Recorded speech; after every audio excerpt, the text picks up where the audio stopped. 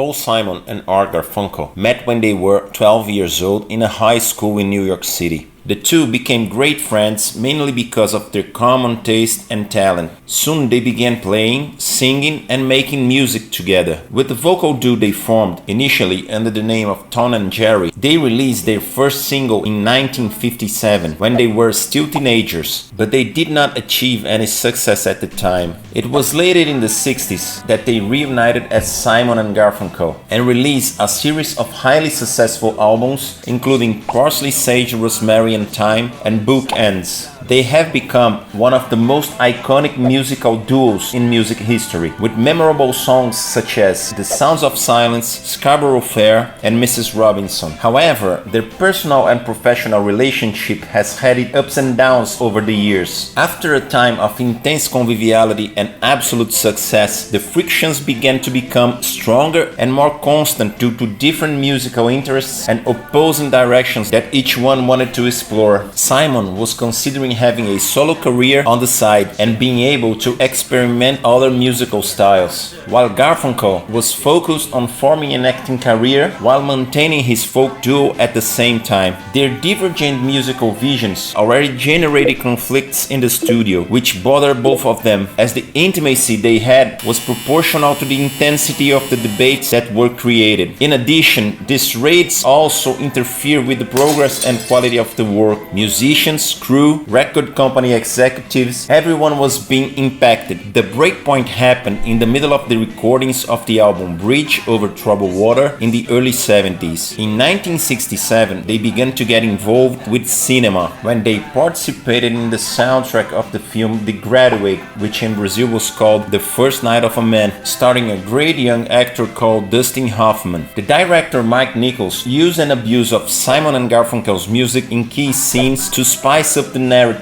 The songs contributed significantly to the film's success. Being involved in the production, Garfunkel eventually became interested in trying his hand at acting. Supported by his friend Paul Simon, who understood his passion and saw a potential talent in him as an actor, Art went to Mexico to participate in his first film Catch-22, also directed by Mike Nichols, who had invited him. Paul even wrote a song in tribute to his partner and his new experience called The Only Living Boy in New York. In this beautiful song, Paul Simon talks to Tom, which was Art's stage name in their old duo, that he should take the plane punctually to Mexico, that his role there will work out fine, and that he would feel really lonely in New York. In a mixture of homage and premonition, the recordings in Mexico in fact lasted 6 months, leaving them apart for long periods. That started to bother Paul deeply, because he couldn't continue the duo's work without Art. At the same time, they began recording sessions for an album that would become a milestone in their career, Bridge Over Troubled Water. After a few weeks, already back in the studio and in the midst of the day-to-day nitpicking, Paul Simon learns through a mutual friend that Art had been invited by Mike Nichols to participate in his next movie, with an even more important role, and that Art had accepted the role. When he asked Art if that was true and why he did hide the information, Art replied that it was true, but that he didn't want to disrupt the progress of the album's recordings. For Paul, that was the last straw. He went straight to the president of the label, Clive Davis, saying that he would pursue a solo career from that moment on. Clive thought it would be the biggest mistake of his career. Of course, Simon and Garfunkel were at that point the company's greatest commercial success, but Paul put his foot down and followed his will. As a result, the pair broke up the same year. Paul Simon embarked on a successful solo career, releasing wonderful albums such as Paul Simon, The Rhythm of the Saints, and Graceland, while Art Garfunkel continued with his musical and acting activities. In 1971, the film Carnal Knowledge is released, where Art plays Sandy, one of the main characters of the film.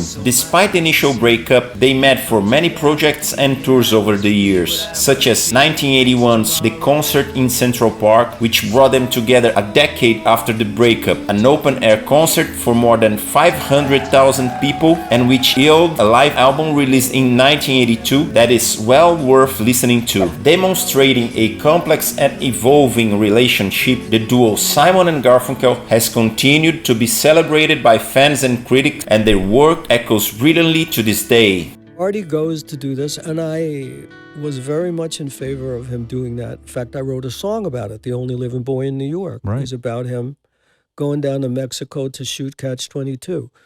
And Simon and Garfunkel were at their peak. We were having to wait for Artie to get released from his shooting schedule. Meanwhile, his head is really in the movie, which is understandable. I get it. You know, Chuck Grodin, who was in Catch-22, Chuck said, "You know, Artie is doing Mike's next movie." And I said, "No, I didn't know that Artie's doing Mike's next movie." Yeah. So I said to Artie, "Are you going to go and do another movie now?" And he said, "Yeah." And I said, "Why didn't you tell me?" I just heard it from Chuck Grodin. He said, "I was afraid if I told you, you would stop working on Bridge Over Troubled Water." And I thought, I got to get out of here.